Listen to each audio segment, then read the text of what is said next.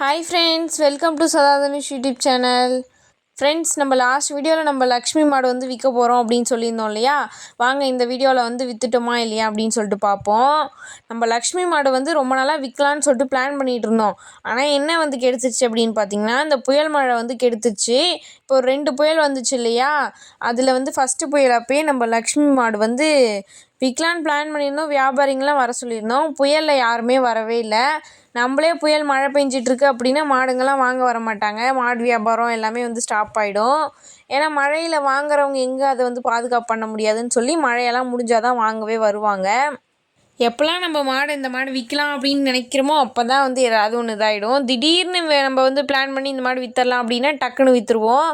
ரொம்ப நாளாக இந்த மாடு விற்றுடலாம் அப்படின்னு பிளான் பண்ணாலே விற்க முடியாமல் போயிடுது. இது வந்து எப்போ எடுத்த வீடியோன்னு பார்த்தீங்கன்னா, ஃபஸ்ட்டு புயல் வந்துச்சு இல்லையா? அப்போயே மாடு வந்து கன்றுக்குட்டி போட்டுருச்சு. நானும் இந்த வீடியோவில் சொல்லலாம் அப்படின்னு சொல்லிட்டு அந்த வீடியோவில் சொல்லலாம் நான் அப்படியே விட்டுட்டேன். இப்போ தான் இந்த வீடியோவில் வந்து நான் வந்து காமிக்கிறேன். பாருங்கள், நம்ம லக்ஷ்மி மாடு சீம்பால் வந்து கறந்துட்டுருக்கோம். கன்றுக்குட்டி வந்து முன்னாடி இருக்குது. என்ன கன்றுக்குட்டின்றதை நான் வந்து கொஞ்சம் லேட்டாக சொல்கிறேன்.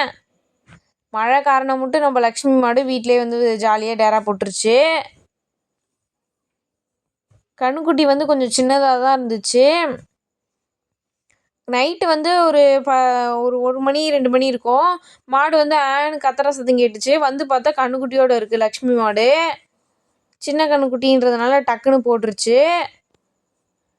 என்ன கன்றுக்குட்டி அப்படின்னு பார்த்தீங்கன்னா, பாய் கன்றுக்குட்டி தான் போட்டுச்சு. இது வந்து ஃபஸ்ட் டைம் சீம்பால் கறந்த வீடியோ. நம்மளோட லாஸ்ட் வீடியோவிலே நிறைய பேர் வந்து கேட்டிருந்தாங்க, நம்ம லக்ஷ்மி மாடு வந்து விற்றுட்டோமா, எங்கே லக்ஷ்மி மாடு வந்து வீடியோவில் இல்லை அப்படின்னு சொல்லிட்டு. நீங்கள் நல்லா பார்த்தீங்கன்னா தெரியும், நம்ம லக்ஷ்மி மாடு வந்து அந்த வீடியோவில் வந்து இருக்கும்.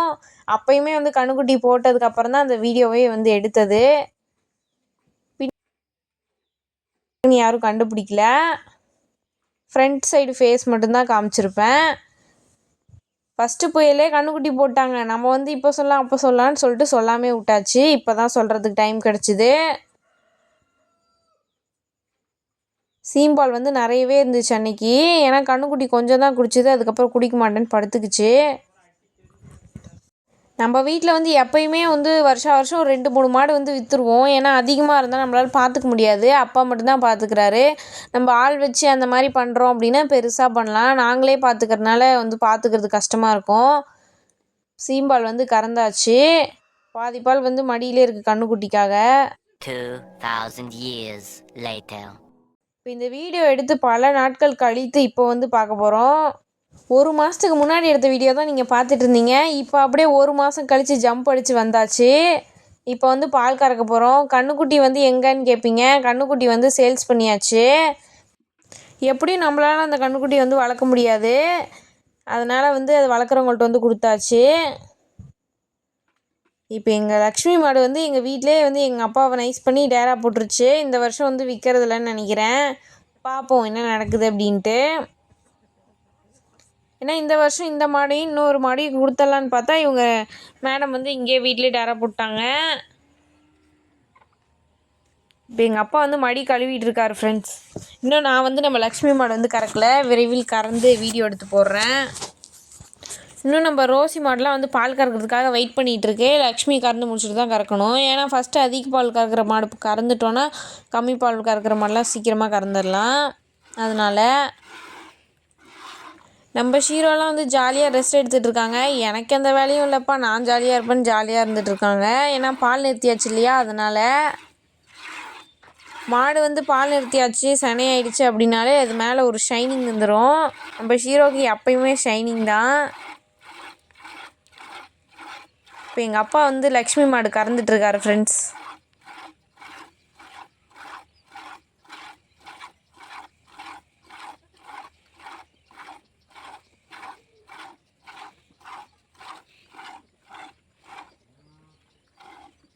இந்த மாடுங்கள்லாம் சினையாக இருக்கும்போது பார்த்திங்கன்னா வயிறு நல்லா ஃபுல்லாக தெரியும்.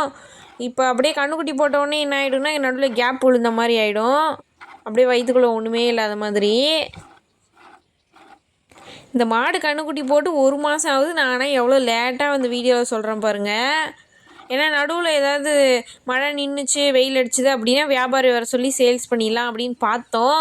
பார்த்தா பேக் டு பேக் 2 புயல் வந்துருச்சு. புயல் வந்ததும் நல்லது தான், மழை வந்து நிறையவே கிடச்சிது. நமக்கும் ஷெட்டு இருந்ததுனால வந்து பாதுகாப்பாக இருந்தது மாடுங்களுக்கு. இந்த வருஷம் ஷெட்டு போடலன்னா ரொம்ப கஷ்டம் ஃப்ரெண்ட்ஸ். இங்கே ஃபுல்லாக ஃபுல்லாக தண்ணி தான்.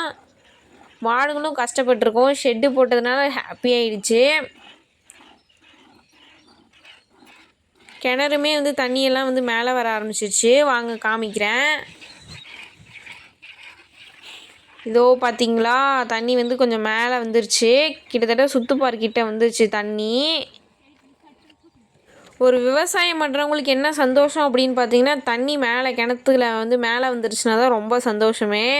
ஏன்னா தண்ணி இல்லைன்னா ஒன்றுமே பண்ண முடியாது இல்லையா? அதனால் இந்த வருஷம் ரொம்ப ஹாப்பி. மேலே வந்துருச்சு தண்ணி. தண்ணி பஞ்சம் வந்து இருக்காது. இந்த வருஷம் ஃபுல்லாக இதை வச்சே நம்ம வந்து ஓட்டிடலாம். இன்னொரு கிணத்துலையுமே கொஞ்சம் மேலே வந்து வந்துருச்சு தண்ணி.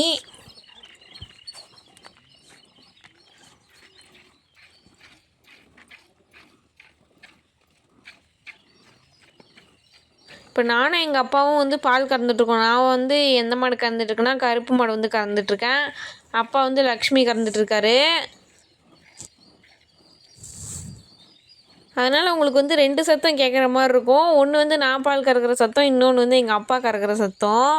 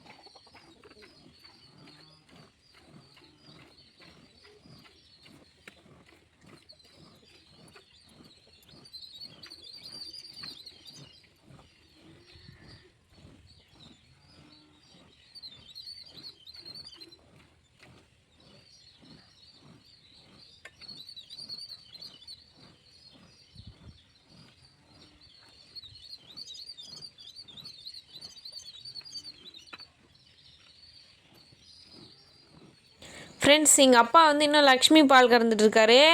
நான் வந்து கருப்பு மாடு முடிச்சுட்டு நெக்ஸ்ட்டு ரசிகாவுக்கு வந்து ஸ்டார்ட் பண்ணிட்டேன். ரசிகா கறந்துட்டு நெக்ஸ்ட்டு ரோசி மாடு கறக்கணும்.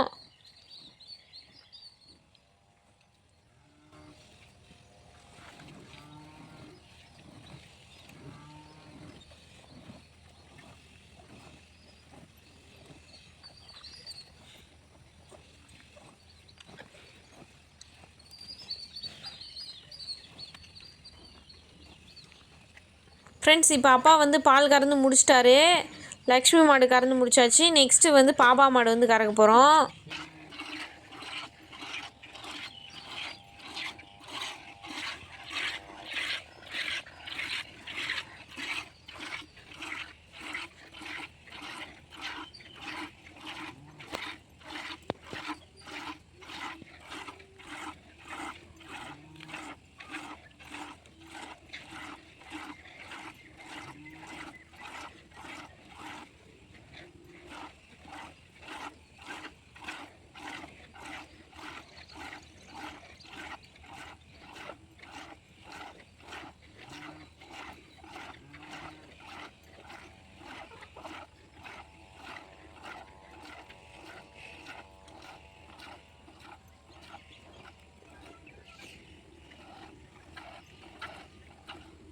ஃப்ரெண்ட்ஸ், பால் கறந்து முடிச்சிட்டா இன்றைக்கான ஈவினிங் ரொட்டீன் ஒர்க் வந்து முடிஞ்சிடும். இதுக்கப்புறம் மாட்டுக்கு தீனி போடுற வேலை மட்டும்தான். ஃப்ரெண்ட்ஸ், இதோடு நம்ம இந்த வீடியோ முடிச்சுக்கலாம். வீடியோ பிடிச்சிருந்ததுன்னா லைக் பண்ணுங்கள், ஷேர் பண்ணுங்கள், சப்ஸ்கிரைப் பண்ணுங்கள், கமெண்ட் பண்ணுங்கள். நம்மளோட பெஸ்ட்டான வீடியோஸ்லாம் என் ஸ்க்ரீனில் இருக்குது, செக் பண்ணி பாருங்கள். தேங்க்ஸ் ஃபார் வாட்சிங்.